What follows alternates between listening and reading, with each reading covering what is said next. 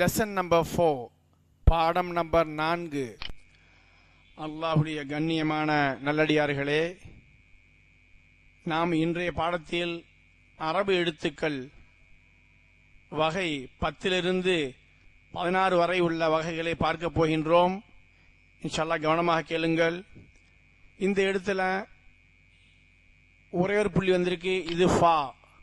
ஃபா. இது 2 புள்ளி வந்திருக்கு, காஃப். காஃப். இது காஃப்.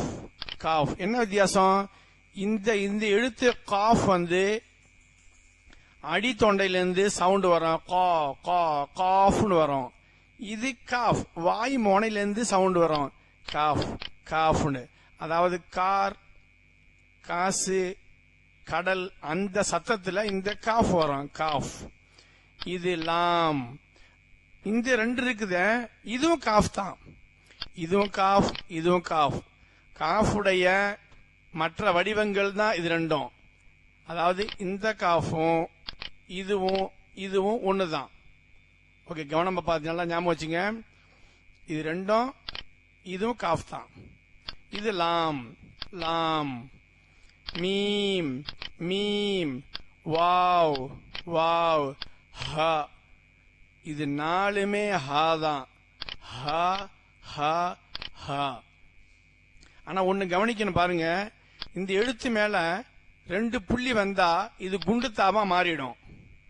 இதுக்கு மேல அப்படித்தான், 2 புள்ளி வந்தா குண்டுத்தாவா மாறிவிடும். ஆனால் இதுக்கு மேலையும் இந்த ஹாக்கு மேலையும் புள்ளி வராது. நான் திரும்ப சொல்றேன், இந்த ஹா மேல 2 புள்ளி வந்தா குண்டுத்தா, இந்த ஹாவும் 2 புள்ளி வந்தா குண்டுத்தாவாயிடும் மேல. ஆனா இந்த ஹா மேல புள்ளி வராது. சரியா?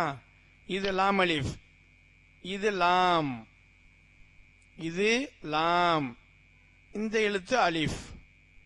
அதே மாதிரி இது லாம், இந்த எழுத்து அலிஃப். லாம் அலிஃப், லாம் அலிஃப், 2மே லாம் அலிஃப். இது ஹம்சா. ஹம்சா. அதான் நல்லா கவனிங்க. இந்த முறைப்படி நம்ம அரபு எழுத்தை கத்துக்கிட்டா தான், அதாவது அதனுடைய வடிவங்களை வச்சு கத்துக்கிட்டா தான் மனசுல பதிச்சு நிக்கும். இல்லாட்டி ரொம்ப சிரமம். ரைட்டா? நல்லா மனசுல வச்சுங்க. புரியாகட்டி திரும்ப திரும்ப இந்த வீடியோவை போட்டு பாருங்க.